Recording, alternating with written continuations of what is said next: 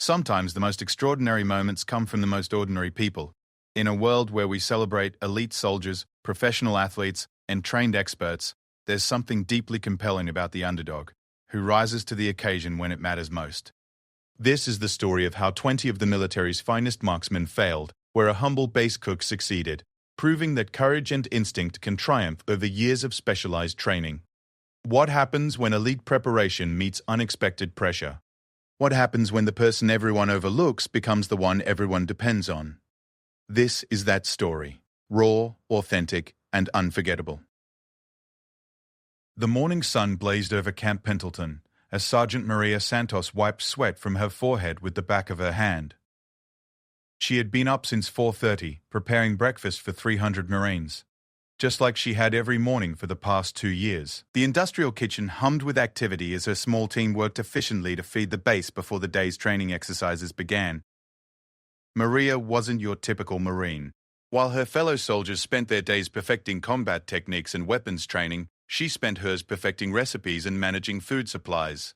She had joined the Corps with dreams of frontline service, but a minor injury during basic training had redirected her path to the culinary division. At first, she felt disappointed, even embarrassed. Her family back in Texas had expected her to become one of those tough, elite Marines they saw in movies. Instead, she found herself in an apron, armed with spatulas instead of rifles. But Maria had learned to take pride in her work. She understood that an army marches on its stomach, and she made sure these Marines ate well. Her enchiladas were legendary on base, and even the toughest drill sergeants would soften when they smelled her homemade cornbread wafting from the mess hall. She might not have been carrying a rifle in combat, but she was serving her country in her own way. That particular Tuesday started like any other. The elite recon Marines were scheduled for advanced marksmanship training at the range, while Maria planned to spend her morning experimenting with a new chili recipe. She had heard some of the younger Marines complaining about the blandness of military food, and she was determined to prove them wrong. As she stirred a large pot of beans, Maria noticed unusual activity outside the kitchen windows. Vehicles were moving faster than usual, and she could hear the sharp bark of orders being shouted across the compound. She glanced at the clock. 7:15. The morning briefing shouldn't have started yet, but something was clearly happening. Staff Sergeant Johnson burst through the kitchen doors, his face grim. "Santos, we need to clear the mess hall." "We've got a situation developing." Al goes together impatiently. Maria's heart jumped. "What kind of situation, Sergeant?" Johnson hesitated, clearly weighing how much information to share. "There's been a security breach. Someone got through the perimeter fence about an hour ago. Base is going into lockdown while we search." The kitchen suddenly felt different, charged with tension that hadn't been there moments before. Maria's team looked to her for guidance, their usual morning chatter replaced by nervous silence. She had trained for emergency protocols, but this was the first time she'd experienced a real security threat. "Everyone stay calm," Maria instructed her crew. "Follow lockdown procedures. Secure all equipment and move to the designated safe area." As her team began shutting down operations, Maria couldn't shake a feeling of unease. She had grown up on a ranch where threats to livestock were common: wild animals, thieves, dangerous weather. Her father had taught her to trust her instincts, and right now, those instincts were screaming that something was very wrong. Outside, she could see the elite recon Marines mobilizing. These were the cream of the crop, soldiers who had undergone intensive training in reconnaissance and special operations. Watching them move with precision and purpose, Maria felt a familiar twinge of what might have been. She had wanted to be like them, to be among the Marines who faced danger head-on rather than hiding in kitchens during emergencies. The lockdown stretched into its second hour. Maria and her team sat in the designated safe room, listening to sporadic radio chatter and the distant sounds of the search operation. The recon Marines had fanned out across the base, systematically checking every building, every hiding spot where an intruder might take cover. Then the shooting started. The first shots came from the direction of the motor pool, sharp cracks that echoed off the concrete buildings. Maria's team instinctively huddled closer together, but Maria found herself moving toward the window, trying to see what was happening. More shots followed. Then radio chatter became more urgent, voices tight with stress. "Contact! Contact! Intruder armed and moving toward the residential quarters." Maria's blood ran cold. The residential quarters housed families, spouses, and children of married Marines. If someone was heading in that direction, this had escalated beyond a simple security breach. Through the window, she could see muzzle flashes near the base housing complex. The elite Marines were engaging the target, but something was wrong. The shooting continued for too long, with too many shots being fired. These were supposed to be the best marksmen on the base, capable of hitting targets at incredible distances under pressure. Yet the gunfire kept going, suggesting they weren't hitting their mark. Staff Sergeant Johnson's voice crackled over the radio, strain evident in his tone. Subject is mobile, using housing units for cover. Repeat, we have civilians in the area. Exercise extreme caution. Maria watched as more recon Marines moved into position, their movements professional and coordinated. These men had trained for scenarios exactly like this. They had spent countless hours on the rifle range, perfecting their marksmanship under various conditions. Some of them were competition shooters, capable of hitting targets most people couldn't even see. But the intruder seemed to have found perfect cover among the residential buildings. The layout of base housing, with its narrow alleys, parked cars, and landscaping, created a maze of obstacles and hiding spots. Every time the Marines thought they had a clear shot, their target would disappear behind another building or vehicle. Maria could see the frustration building among the response team. They were dealing with an adversary who seemed to know the base layout well, someone who was using their own home territory against them. The residential area that these Marines and their families called home had become a tactical nightmare. The radio chatter revealed the mounting pressure, negative on target acquisition. Subject has moved again. Still no clear shot. Too many obstacles. Command, we need additional support. This guy knows exactly where to move. Maria realized she was watching 20 of the military's finest marksmen struggle with a situation that should have been resolved quickly. These weren't ordinary soldiers. They were elite recon Marines, selected for their exceptional skills and trained to handle exactly this type of crisis. Yet something about this particular scenario was neutralizing their advantages. The intruder had been spotted briefly several times, long enough for the Marines to know he was armed with what appeared to be a stolen service rifle. But each time they moved to engage, he would vanish into the complex layout of the housing area. The presence of civilian families in the vicinity meant the Marines couldn't take the aggressive action they might use in a pure combat situation. As the standoff continued, Maria found herself analyzing the situation with the same methodical approach she used in the kitchen. She understood terrain and positioning from her childhood on the ranch, where predators would use natural cover to avoid detection while threatening livestock. The intruder was behaving like a cornered animal, using every available piece of cover to stay one step ahead of his pursuers. From her vantage point in the safe room, Maria could see parts of the housing complex that the Marines on the ground couldn't observe simultaneously. She began to notice a pattern in the intruder's movements, a rhythm to how he used the buildings and vehicles for concealment. He wasn't moving randomly. He had a plan, and he was executing it with disturbing effectiveness. The tension in the radio communications continued to escalate. These were elite soldiers, accustomed to success and trained to handle high-pressure situations. But this scenario was testing them in ways their training hadn't fully prepared them for. The combination of civilian safety concerns, familiar terrain turned hostile, and an adversary who seemed to anticipate their tactics was creating a perfect storm of complications. Maria found herself thinking about her father's advice about dealing with dangerous situations on the ranch. Sometimes, he used to say, the solution isn't more force or better training. Sometimes, it's just seeing what everyone else is missing. As she watched the ongoing crisis unfold, Maria began to wonder if that lesson might be about to become more relevant than she ever imagined. The situation deteriorated rapidly as the third hour of the standoff began.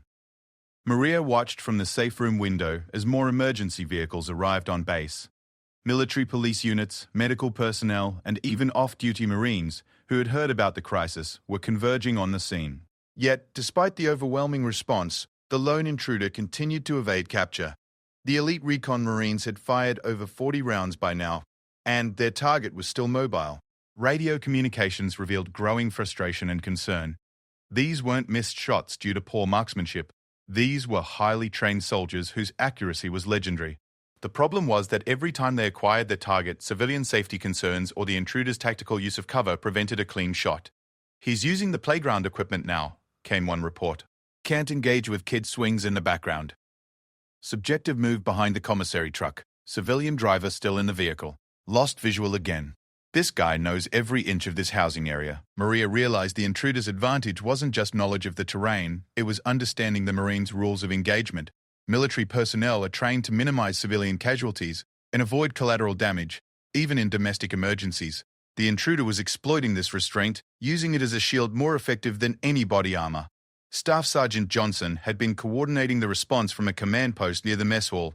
His usually calm demeanor was showing cracks as the situation dragged on. Maria could see him through the window, speaking rapidly into his radio while pointing at maps and aerial photographs of the housing complex. The psychological pressure on the recon Marines was becoming evident. These were soldiers who prided themselves on precision and efficiency. Their identity was built around being the best. The ones called in when regular Marines couldn't handle a situation. Yet here they were, outmaneuvered by a single individual who was turning their own base into an obstacle course. Maria noticed something the command post seemed to have missed. From her elevated position in the safe room, she had a unique view of the housing complex that encompassed several areas simultaneously. She had been tracking the intruder's movement pattern for over an hour now, and she was beginning to see something that the Marines on the ground couldn't. The intruder wasn't just moving randomly between hiding spots. He was following a specific route, one that took advantage of blind spots in the housing layout. More importantly, he was moving in a slow spiral pattern, gradually working his way toward the base childcare center. The realization hit Maria like a physical blow. There were 12 children in the daycare facility, ranging in age from 6 months to 5 years. If the intruder reached that building, the crisis would escalate from a security incident to a potential hostage situation. The thought of those babies and toddlers in danger made Maria's stomach clench with fear and anger. She needed to warn the command post, but her radio was back in the kitchen, and leaving the safe room violated lockdown protocols. Maria looked around at her kitchen staff, all of whom were looking to her for reassurance. As their supervisor, her responsibility was to keep them safe and follow procedures. But those children at the daycare center didn't have anyone watching out for them, except Marines who couldn't see what she could see. Making a decision that would change everything, Maria quietly slipped out of the safe room. Her team called after her in worried whispers, but she was already moving down the corridor toward the kitchen. She needed to get to a radio, and she needed to do it before the intruder completed his spiral pattern toward the childcare center. The kitchen was eerily quiet as Maria grabbed the radio from its charging station. She could hear gunfire in the distance and shouted commands as the Marines continued their pursuit. Her hand shook slightly as she adjusted the frequency to match the command channel. Command, this is Sergeant Santos in the kitchen facility. I have visual information about the intruder's movement pattern. There was a pause before Staff Sergeant Johnson's voice came back. Santos, what are you doing on this channel? You should be in lockdown. Sergeant, he's moving towards the childcare center. I've been tracking his route from the kitchen window. He's not running randomly, he's got a plan. Another pause, longer this time. Then Johnson's voice, more focused. Explain what you're seeing, Santos. Maria described the spiral pattern she had observed, how the intruder was using specific buildings and vehicles as waypoints in a deliberate route toward the daycare facility. She could hear Johnson relaying this information to the response teams, and suddenly the radio chatter took on a new urgency. All units, be advised the subject appears to be moving toward the childcare facility. I repeat, potential threat to the childcare center. Units 7 and 9, move to intercept. Do not let him reach that building. Maria remained at the kitchen window, maintaining her watch. She could see Marines repositioning, trying to cut off the intruder's apparent route. But the housing complex's layout continued to work in his favor, providing cover and concealment that negated the Marines' superior numbers and training. Then she saw him. The intruder emerged from behind a row of parked cars, about 200 meters from the kitchen window. For the first time, Maria got a clear look at the person who had been causing such chaos. He was younger than she had expected, probably in his early 20s, wearing civilian clothes but carrying what was definitely military equipment. More disturbing was the methodical way he moved, checking corners and scanning for threats like someone with tactical training. But here was the crucial detail that would change everything. From her position in the kitchen, Maria had a clear line of sight to the intruder that none of the Marines on the ground possessed. The kitchen's elevated position and angle provided a view that wasn't blocked by the vehicles and buildings that had been protecting him from the response teams. Command, I have eyes on the subject, Maria reported. Clear visual from the kitchen facility. He's moving toward Building 7. Santos, maintain visual and report his position. Do not engage. Maria watched as the intruder continued his movement toward the childcare center. The recon Marines were trying to intercept him, but they were still dealing with the same obstacles that had been frustrating them all morning. They couldn't get a clear shot, and every second of delay brought the threat closer to those children. That's when Maria noticed the hunting rifle mounted on the kitchen wall. It was a memorial piece, donated by the family of a Marine who had been killed in action. Gunnery Sergeant Rodriguez had been an avid hunter before joining the Marines, and his widow had donated his prized hunting rifle to be displayed in the mess hall as a tribute. The rifle was functional, though it hadn't been fired in months. More importantly, it was equipped with a high-powered scope designed for long-range precision shooting. Maria stared at the rifle, her mind racing. She had grown up hunting with her father on their Texas ranch.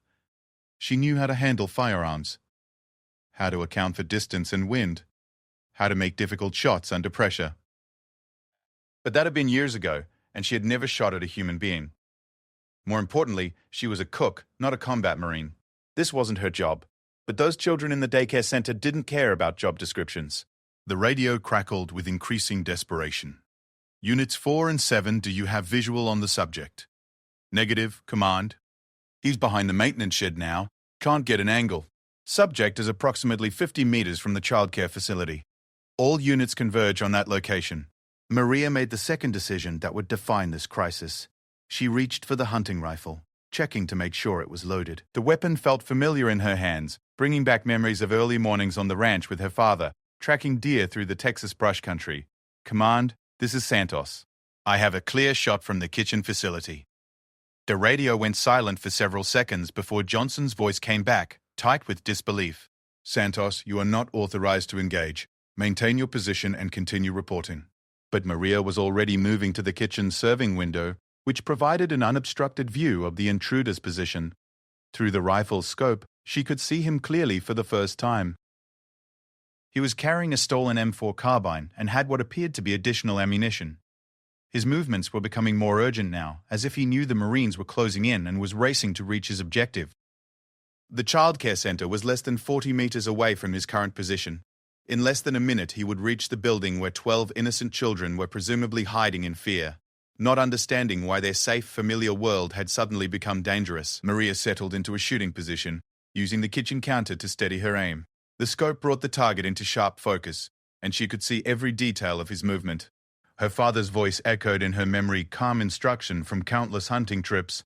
Breathe steady, squeeze gentle, follow through. The intruder paused at the corner of a building, scanning the area before making his final approach to the childcare center.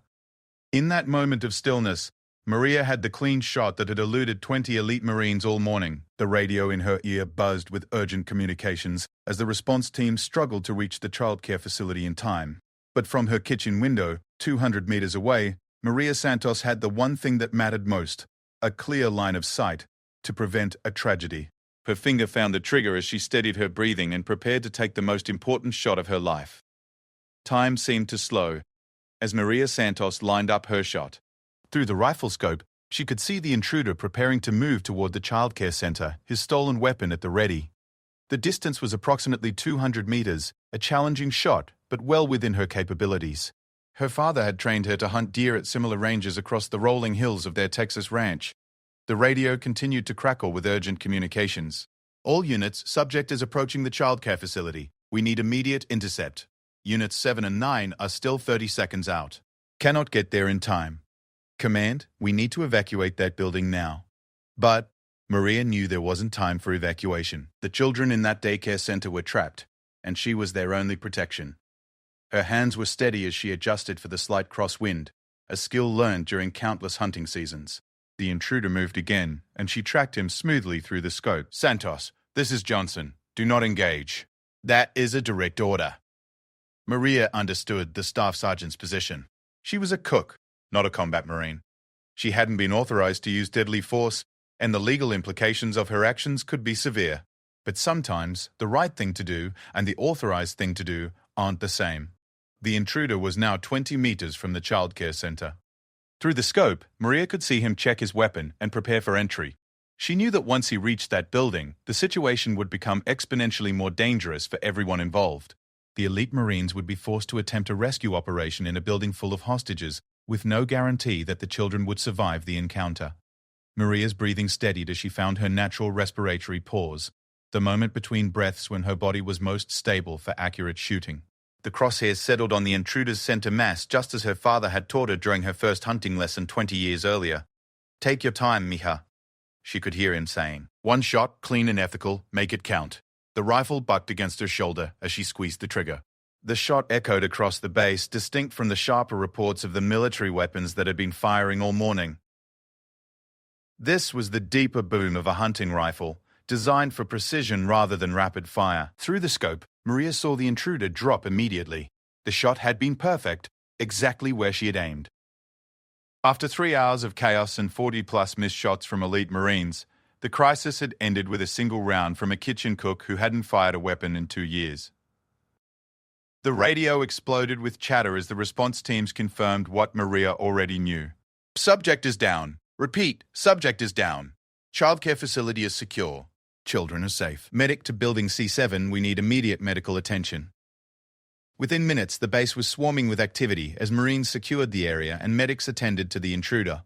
Maria set the rifle down with shaking hands, the reality of what she had done beginning to sink in. She had just shot another human being. Something she had never imagined she would do when she joined the Marines to serve in the kitchen. Staff Sergeant Johnson arrived at the kitchen facility within 10 minutes, his face a mixture of relief, confusion, and concern. Behind him came several members of the recon unit that had been pursuing the intruder, their expressions unreadable. Santos, I need you to set that weapon down and step away from the window, Johnson said, his voice carefully neutral. Maria complied immediately, understanding that what happened next would determine whether she faced disciplinary action or recognition. The legal and procedural implications of her actions were complex. She had disobeyed a direct order, used an unauthorized weapon, and taken a life without explicit permission to engage. But she had also saved 12 children and ended a crisis that had stumped 20 elite Marines for 3 hours. The investigation that followed would reveal the full scope of what had happened that morning. The intruder was identified as a former Marine who had been discharged for psychological issues 6 months earlier. He had retained detailed knowledge of the base layout and routines, which explained his ability to evade the response teams for so long. More importantly, the investigation revealed why the elite recon Marines had struggled with what should have been a straightforward engagement. The intruder's route through the housing complex had been brilliantly planned to exploit every weakness in the base's security response. He had used the Marines' own safety protocols against them, knowing they would hesitate to take shots that might endanger civilian families. The housing complex's layout created multiple blind spots and obstacles that prevented clear shots from ground level. The recon Marines had been fighting terrain as much as they had been fighting an adversary. Their training, while excellent, had focused on combat scenarios in unfamiliar territory, not pursuing threats through their own residential neighborhoods. Maria's advantage had been her unique position in the kitchen facility, elevated above the housing complex with unobstructed sight lines. More crucially, she had been able to observe the intruder's movement pattern over time, recognizing his systematic approach toward the childcare center when the Marines on the ground could only see fragments of his route.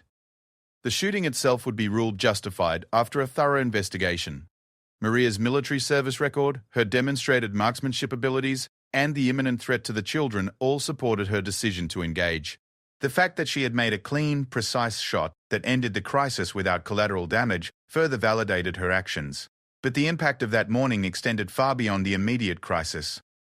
The incident forced a comprehensive review of base security procedures and emergency response protocols.